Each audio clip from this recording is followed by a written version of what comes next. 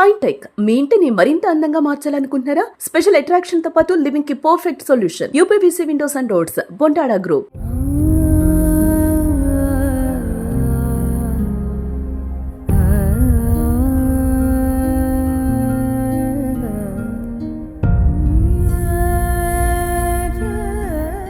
వికారాబాద్ జిల్లా తాండూరులో అనూషని భర్త పరమేష్ చాలా దారుణంగా కర్రతో తల మీద కొట్టి చంపినటువంటి పరిస్థితి ఉంది.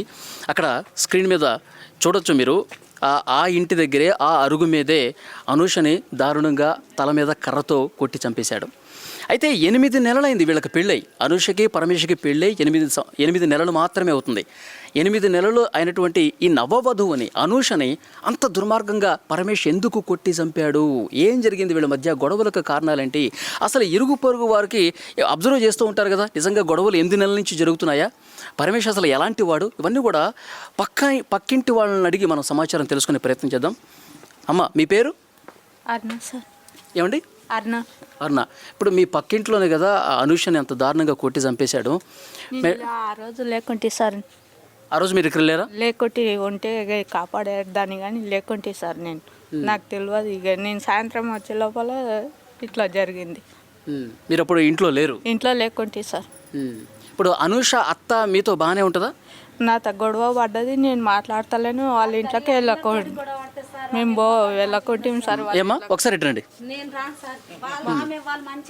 మాతో మాట్లాడదు సార్ ఎక్కువ. మేము గొడవ అంటే నేనేమంటానంటే ఆమె తోటి కూడా గొడవ పడుతుండే సార్. వద్దు మనకు మైకొద్దు ఏమో సార్, చెప్పొద్దు మనకు. అంటే అనూష అత్త ఈ గల్లీలో అందరితో గొడవ పెట్టుకుంటానే ఉంటుంది. పెళ్ళి అయిన సంది ఎవరితో మాట్లాడనీయకుండే సార్ ఆమె. వాళ్ళంతా దారుణంగా వేసిండ్రు. మనం చెప్పొద్దు పోనీ, అక్కడ ఏమన్నా వేసుకో. అయిపోయింది, పిల్ల చచ్చిపోయింది, అయిపోయింది, పోను సార్. అంటే గొడవలు ఎక్కువగా ఎట్లా జరుగుతుండేవమ్మా? అంటే ఏ విషయంలో గొడవ పడుతూ ఉండేవాళ్ళు? ఏ దానికైనా నా కోడలతోనే గొడవ పెట్టుకుంటుండే. కోడలతోనే ఎక్కువ గొడవ. అంటే వండే విషయంలో కూడా గొడవేనా? వండే విషయాలు కూడా గొడవనే సార్. అంటే ఈ గల్లీలో ఎందుకని అంత ఇదిగా ఉండేది ఆమె అత్త? ఎందుకంటే కోడలికి నేర్పుతారండి అట్లా. ఓకే.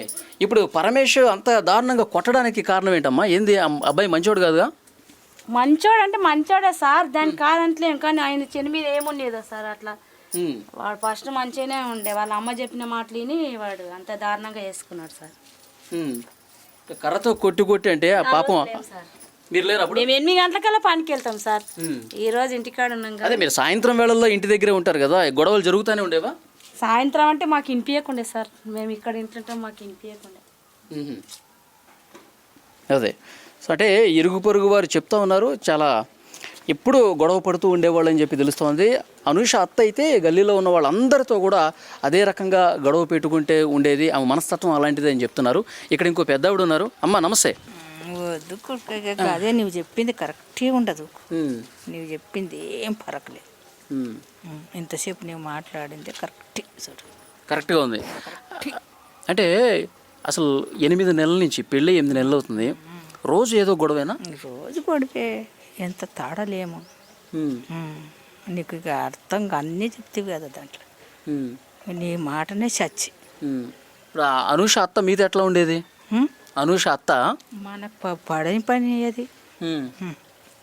ఎప్పుడన్నా మీతో కూడా గొడవ పెట్టుకుందా? మాతోటి మస్తు, మాకు మాటలు లేవు. కానీ ఆ పిల్లని ఎందుకు అంత దారుణంగా? పోయినంత పుణ్యమే లేదు కొడుక. ఒక 2 పిల్లలే కదా ముందల దీపం అయ్యేది. ఆ పిల్లలు కానియలేదు, పోతేవా మరేం చేస్తాం? అయిపోయా, మట్టి సత్తా మట్టికాయ. ఇప్పుడు మనం ఏం చెప్పుకుంటే కూడా ఇంకా బదలమా లేదా? అదే. అంటే కట్నం ఇంకా తీసుకురా, కట్నం ఏమి చేస్తుండేదో, ముల్లి ఏమి చేస్తుండేదో, మూటి ఏమి చేస్తుండేదో అని మనిషిని ప్రేమ పడతాము కానీ కట్నాలు ప్రేమ పడతామా? వాటి పైసలకు. ఇప్పుడు ఈడొచ్చి మన చేసిండ్రు తల్లికి కూడా జర బుద్ధి ఉండాలి. అక్కడ తీసుకుపోయింటే ఇప్పుడు ఏం రకం అడుగుతావు? కానీ మొన్న కూడా ఒకసారి బాగా కొడితే హాస్పిటల్లో తీసుకెళ్లారంట. అప్పుడు ఏం జరిగింది? అప్పుడు కూడా మస్తు బేట, అది చెప్పుకుంటూ రాదు. అది చెప్తే లేకుంటుంది, మీ ఇజ్జత్ లేకుంటుంది దానికి. దాని మాటనే ఎత్తకుండా చేస్తుంటారుగా చెయ్యండి, అది ఏం చేసుకుంటారుగా మీకే ఎరక. నువ్వు అన్నా కానీ ఈమెనా అత్తయ్య చెప్పేదా డబ్బులు తీసుకురా?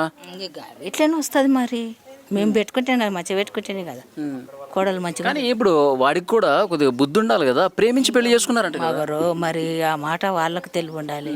కాదండి, ప్రేమించి పెళ్లి చేసుకున్నారంట. చేసుకున్నారు కదా, మీరు ప్రేమతోటి పెట్టుకుంటేనే కదా మేము ఉండేది ఆడపిల్లలం. ఇప్పుడు ఎవరే కానీ ఇప్పుడు నిన్ను కాదనని నేను పెట్టుకుంటేనే నీవు ప్రేమతోటి ఉంటావు.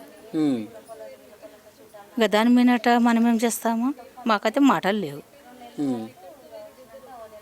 అదే మాటలు లేని వాళ్ళం మనం మాట్లాడడానికి ఎట్లా పోతాము? మనం మీద ఇస్తాం ఉండప్పుడు ఏం చెప్పనీకే వీలు లేదు మాకు. ఆ అబ్బాయిని మీరు చూస్తూ ఉంటారు కదా, ఇక్కడే కదా ఉండేది. చూస్తాం మరి ఏం చేస్తాం చెప్పు. కండ్లు బాగానే మాట్లాడేవాడా? మాకైతే ఆడోడు కూడా బంధు చూట మాట ఆడతలేం కదా మేము. నీవు ఆడ్డదే కరెక్ట్. ఇప్పుడు 8 నెలల నుంచి పెళ్ళికి పిలిచారా మిమ్మల్ని? పిలిచిండ్రు చేస పని పోతాము. పెళ్ళికి వెళ్ళారు మీరు? వెళ్ళినాం, చేస వేసినాము, అన్నీ వేసినాము. ఇంకా చేస వేసిన 8 దినాలు 10 దినాలు మంచిగా ఉండరు. ఓకే.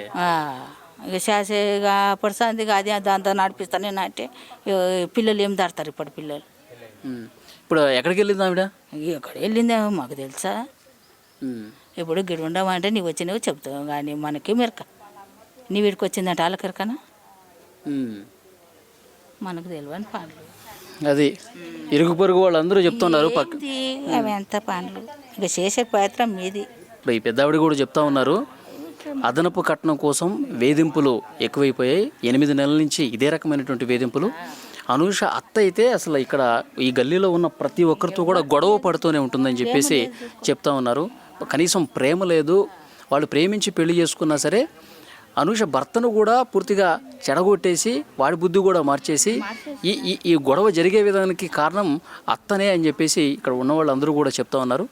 సో మనం ఒక్కసారి అక్కడికి వెళదాం, అనూష తల్లిదండ్రుల దగ్గరికి వెళ్ళి వాళ్ళ అభిప్రాయాలు కూడా తెలుసుకుందాం.